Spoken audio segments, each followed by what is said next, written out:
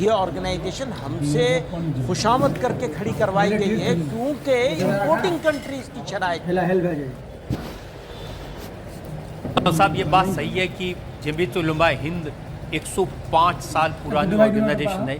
इसका मतलब ये नहीं कि सोच भी 100 साल पुरानी होनी चाहिए। और आज के जो नौजवान हैं वो शिकायत करते हैं, वो कहते हैं कि जब हम देवबंद में जाते हैं तो नए ज़माने से दूर रखा जाता है, जैसे लड़कियों को रील्स नहीं बनाने दी जाती। तो आप लड़कियों को रील बनाने की वकालत करते हैं? हाँ, मैं तो चाहता हूँ रील्स बनाएं और इंस्टाग्राम पर पोस्ट करें। ऐसा है, कोई भी इंस्टीट्यूशन हो उसका एक उद्देश्य होता है। इसकी मिसालें बहुत सारे मेन स्ट्रीम एजुकेशनल इंस्टीट्यूशंस में आपको मिलेंगी, जहां मोबाइल रखने पर और यूनिफॉर्म पर और इस तरह की कई चीज़ों पर पाबंदियां हैं। ये सिर्फ दारुल उलूम देवबंद के साथ नहीं है, बल्कि जब एक ख़ास इन्वायरमेंट क्रिएट करना है जहां पढ़ने पढ़ाने के अलावा डिस्ट्रक्शन वाली चीज़ों से बचाना है, इसको तो आप मानेंगे कि मॉडर्न ज़माने की चैलेंजिंग चीज़ों में से एक चीज़ मोबाइल का मिसयूज़ है या ज़रूरत से ज़्यादा यूज़ करना, इस्तेमाल करना है। ये प्रॉब्लम सिर्फ इंडिया की नहीं है बल्कि ग्लोबल फिनोमेना हो गया है। इसकी वजह से कई तरह की नई बीमारियां पैदा हुई हैं, उनको नया नया नाम दिया जा रहा है। ऐसे में पढ़ने वाले बच्चों को जो ग्रेजुएशन कर रहे हैं या पोस्ट ग्रेजुएशन कर रहे हैं, उनको डिस्ट्रक्शन वाली चीज़ों से बचाया जाता है, सब जगह बचाया जाता है। मैं आपको ऐसी पूरी लिस्ट दे दूंगा। चलिए, मैं आपकी बात मान लेता हूँ कि मोबाइल का इस्तेमाल करने से जो स्टूडेंट्स हैं उनको नुकसान होता है, लेकिन लड़कियाँ कार चलाएं, मोटर बाइक चलाएं, इस पर क्यों पाबंदी है? कहाँ पाबंदी है? सब चला रहे हैं। अरे नहीं, देखिए साहब, ये दारुल उलूम की जो वेबसाइट है, उस पर सवाल पूछा गया, एक बच्ची ने सवाल पूछा उलेमा से कि क्या मैं मोटर बाइक चलाऊं, कार चलाऊं तो ठीक है? उन्होंने कहा नहीं, ये इस्लाम में नाजायज़ है। अब ये तो वही बताएंगे कि वो लिखने वाले ने क्या लिखा और कब का लिखा हुआ है, किस कॉन्टेक्स्ट में सवाल किया गया है। ये दारुल उलूम की जो वेबसाइट है, ये उसका प्रिंट आउट है। असल में ये मेरा डिपार्टमेंट नहीं है, तो उन्होंने किस कॉन्टेक्स्ट में, फतवे का भी इसका बहुत ताल्लुक़ होता है कि सवाल करने वाला, सवाल करने वाली, सवाल करने का अंदाज क्या है, उसके हिसाब से जवाब आता है। सवाल तो उनका बड़ा सीधा सा था। नहीं, पता नहीं सीधा सा है या नहीं, क्योंकि आपका सवाल भी बड़ा सीधा सा है, तो इसलिए नहीं, उन्होंने लिखे, इसमें लिखा है इज़ राइडिंग ए बाइक और a car unlawful for female according to Sharia. मैं इसको नहीं कह सकता, और मुझे लगता है कि इसको अगर ठीक से सवाल किया जाएगा तो इसका जवाब डिफरेंटली आएगा। जी, अब इसको ठीक से कैसे पूछेंगे, बता दीजिए। हर चीज़ की एक हुदूद होती है, अगर वो हुदूद में रह कर के किया जा रहा है तो वही चीज़ अलाउ हो जाएगी। अब जैसे उन्होंने पूछा कि मैं आईब्रोज बनाती हूँ तो ये ठीक है? कहा नहीं साहब, इस्लाम में हराम है। अब पता नहीं आपने इतना पुराना कहाँ से क्या क्या चीज़ निकाली है। ये तो अभी ताज़ा वेबसाइट से मैंने निकाला है। जो हमारे यंग लड़के लड़कियां हैं वो ये सब सवाल पूछते हैं। हाँ, पूछना भी चाहिए। में जो नए इश्यूज खड़े हो रहे हैं लोगों को, नई चीज़ें आ रही हैं ज़माने में यूज़ करने वाली, मेकअप के लिए हो। अब उसमें ये भी पूछा उन्होंने कि फेशियल कराना, टैटू बनाना, ये भी हराम है, नाजायज़ है इस्लाम में। हाँ, टैटू बनाने के बारे में तो मैं जानता हूँ कि इसको नाजायज़ माना गया है, क्योंकि उस ज़माने में भी बनाया जाता था, तो उसको वो तो क्लियर है बिल्कुल, उसमें तो कोई डाउट नहीं। लेकिन बाकी उस सवाल करने वाले के सवाल पर होगा क्या क्या चीज़ हो सकती है, किस तरह हो सकती है। अब एक मौलाना ने तो जिस शादी में डीजे बज रहा था, हाँ, वो निकाह कराने से मना कर दिया। हाँ, बिल्कुल। हम तो ये फैसला कर रहे हैं, हम ये कह रहे हैं कि जिस शादी में डीजे होगा, जिस शादी में ज़रूरत से ज़्यादा खर्चा किया जाएगा, जिस शादी में ज़रूरत से ज़्यादा रोशनी करी जाएगी, जिस शादी में इन्वायरमेंट का ध्यान नहीं रखा जाएगा, जिस शादी में गरीब की गुर्बत का मजाक उड़ाया जाएगा, उस शादी को हम होने नहीं देंगे। हमारा बस चले तो हम होने नहीं देंगे। हम तो सरकार से भी कहते हैं कानून बनना चाहिए। ये क्या मजाक बना रखा है कि शादियों को बिग फेट वेडिंग्स कर रहे हैं और गरीब का मजाक उड़ रहा है। गरीब को पीने का ठीक ठाक पानी नहीं मिल रहा है। आप शादियां इतने हम लोग उर्दू में कहते हैं तुझको एहतशाम के साथ इतना सजा के करते हैं। आप गरीबों के बारे में कोई सिंसियरिटी नहीं है आपके पास। आप कैसा मुल्क बनाना चाहते हैं, कैसी दुनिया चलाना चाहते हैं? आप इन्वायरमेंट का ध्यान नहीं कोई कर रहे। अपना निकाह कैसे करता है, शादी कैसे करता है, ये बताने वाले ये सोसाइटी का मामला है। ये सोसाइटी का मामला है। सारी सोसाइटी को करना चाहिए मिलकर। हमें और आपको मिलकर करना चाहिए। सोसाइटी को गलत रास्ते पे नहीं जाने देंगे। गरीब की गुर्बत का मजाक नहीं उड़ाने देंगे किसी को। मुल्क को, देश को, समाज को गलत रास्ते पे नहीं जाने देना चाहिए। सब लोगों को ठीक से बैठ के इस पे चिंता करनी चाहिए। तो इसका मतलब है कि जो यूनिफॉर्म सिविल कोड है वो भी लग जाना चाहिए, ठीक है? इससे क्या मुराद है आपकी?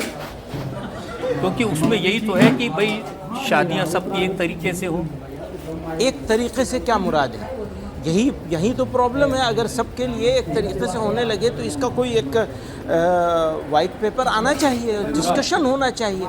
अच्छी बात है कि अच्छी चीज़ें लागू हों, लेकिन कोई इसके बारे में कोई यूनिफॉर्मिटी नहीं है। कहते हैं कि एक होना चाहिए। अब जब एक होने की बात करेंगे उसको कौन डिनाई करेगा? लेकिन वो एक जो ला रहे हैं वो एक तो नहीं ला रहे हैं। कैसे लाएंगे, किस फॉर्मेट में लाएंगे, इस पर डिस्कशन तो ज़रूर होना चाहिए। अब उसमें ये तो नहीं कहा गया कि जिसको निकाह करना है उसको फेरे लगाने पड़ेंगे। हाँ तो ठीक है, उसमें क्या प्रॉब्लम है? अभी इंडिया में हो क्या रहा है? इंडिया में क्या दुनिया की प्रॉब्लम आ गई है? ये एक कॉमन फिनोमेना हो गया है कि आपकी हैसियत है 50,000 रुपये खर्च करने की, आप दिखावे के चक्कर 20 लाख रुपये खर्च करें।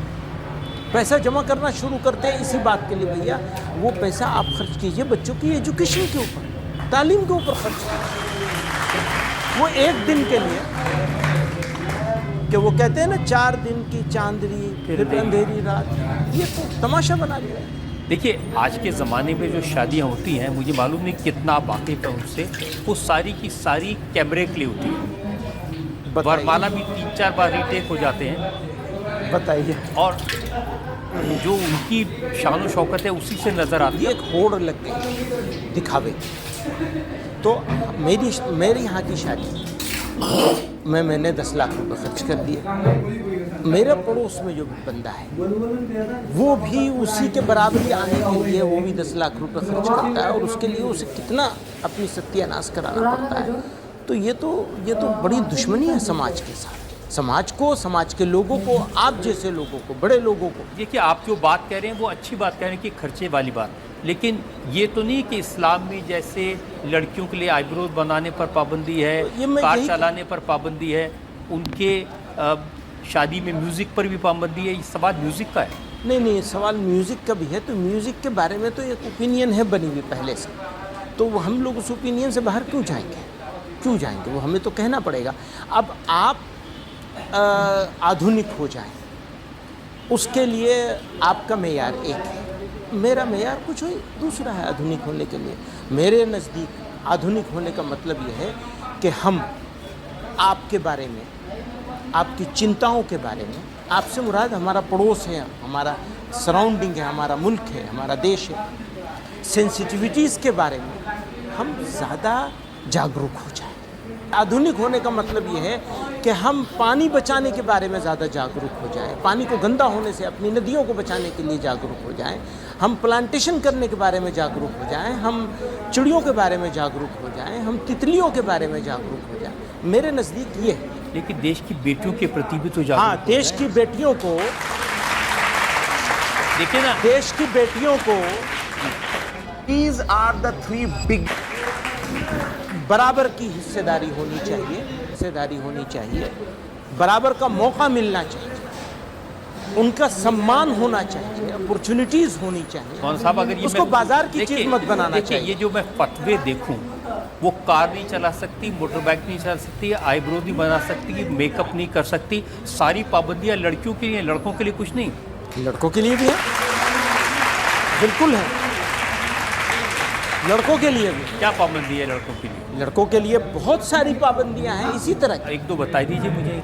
भाई यही है, मोबाइल नहीं रख सकते अगर आप इंस्टीट्यूट में रहेंगे। वो तो दोनों के लिए है। सबके लिए है, लड़कों के लिए भी है, और बहुत सारी हैं ऐसी मिसालें। अब कितनी बताऊं तो मैं यहाँ, आप तो क्योंकि फतवा लेके पकड़ के बैठ गए हैं, तो अब वो अब ये तो मुझे जो दारुल उलूम की वेबसाइट है उससे यही फतवे मिले और सारे फतवे लड़कियों के लिए हैं। नहीं, वो आपने सेलेक्ट करके ढूंढ के निकाले। आइए तो ये पब्लिक से select सवाल पूछते हैं, जनता से।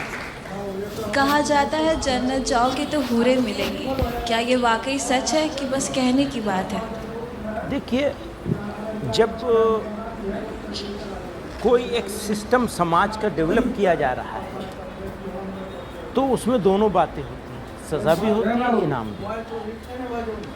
तो कहीं इनाम का तस्करा होगा ज़रूर, अब उसको ओवर एम्फसाइज किया जा रहा है और उसको बढ़ा करके बयान किया जा रहा है, ऐसी चीज़ें ढूंढी जाती हैं। सर ने भी ऐसा बहुत रिसर्च करके ऐसी चीज़ें ढूंढी हैं हमारे भाई साहब ने, तो वो इसी तरह का है कि बहुत ज़्यादा उसको उसका प्रोपेगेंडे के तौर पर उसको प्रेजेंट किया जा रहा है, वरना सज़ाएं भी बहुत सारी हैं, बहुत सारी। अच्छा, हर धर्म में, सिर्फ इस्लाम की बात नहीं, सब जगह इनाम और सज़ाएं दोनों चीज़ें रखी गई। एक पाकिस्तान की जर्नलिस्ट हैं, उन्होंने वहाँ एक मौलाना से पूछा कि मेरे हस्बैंड को तो हूरें मिलेंगी, मैं जाऊँगी तो मुझे क्या मिलेगा?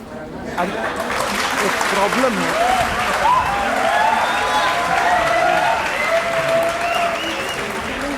एक प्रॉब्लम है,